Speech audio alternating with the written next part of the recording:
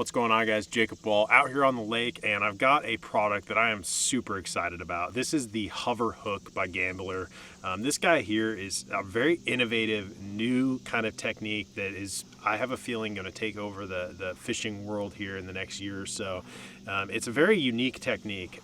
So you can kind of see it's almost like on this hook. I wouldn't even really call it a jig head because it's not. It's just a hook.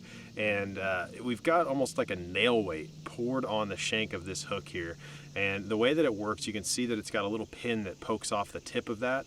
And what that does is it kind of holds your plastic on. So you rig this up with one of our plastics. This is the 3-inch minnow, and the new line of plastics we're going to have coming out has a special blend of plastic that's supposed to show up better on your forward-facing sonar, and let me tell you, it definitely does.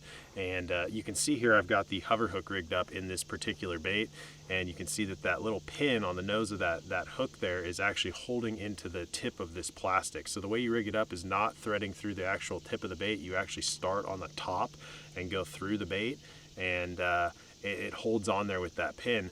And what's so cool about this hook is it presents that bait in a very lifelike, kind of flat way. It's just really natural. It's mimicking a shad about as perfectly as you can do. I mean, there's just nothing really impeding with the bait. You don't have a jig head. You don't have anything really hanging off of there. All it is just a hook and a little tiny piece of plastic. It's a technique that you are really going to utilize on your forward-facing sonar. I'm using it on my active target, but you can use it on your live scope, your Mega Live, whatever forward-facing sonar technology you use. So this is going to be a part of our FF series, our forward-facing series, and I'm really excited about the hover hook. It's going to be an awesome addition to the lineup. It's going to be great for largemouth, spotted bass, smallmouth, you name it. Any type of fish that are suspended, chasing around bait fish.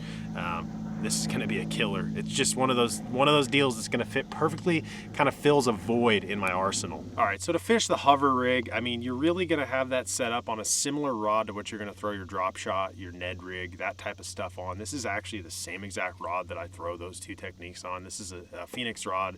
It's a 7'2" medium action.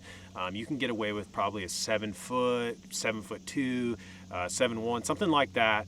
You don't want a super long rod. You don't want a super short rod. You want something nice in the middle. And medium light is going to be perfect. It's a small light wire hook, so you got to remember that, just like if you're drop shotting.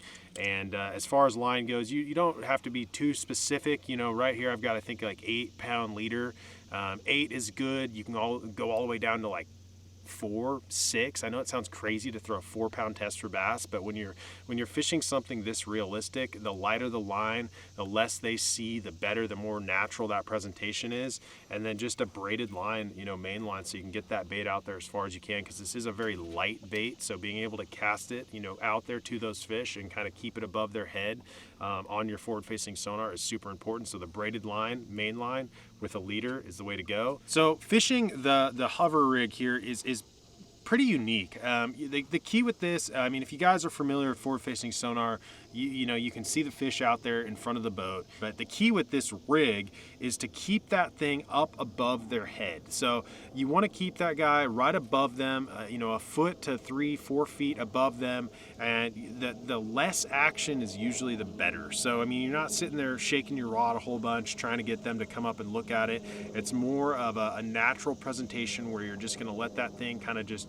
hover. I mean, that's why it's called the hover rig, is because you're kind of going to just let it hover above those fish. You're going to let that bait just do its natural thing and just kind of sit up there and look like a meal, look like a small, threadfin shad to those bass. And the key, I think, is to keep it above them, make the fish look up, make the fish come up to the bait. If the fish are keyed in, oriented on bait fish, they're already kind of looking up, looking around them. So it won't take them long to identify this bait as long as you get it close enough to them. As the water gets dingier and dingier, you're going to have to get that bait closer to the fish. But if you're fishing clear water situations, keep that bait away from those fish, make them go to it, and once they commit to this thing, they're more than likely going to come up and just inhale the whole little bait. All right, guys, so you definitely want to go check out the Hover Hook by Gambler. I'm excited to add this into my arsenal. It's just a tiny little piece of terminal tackle that's going to go in my box, it's going to fill a void, and it's definitely going to help me put more fish in the boat.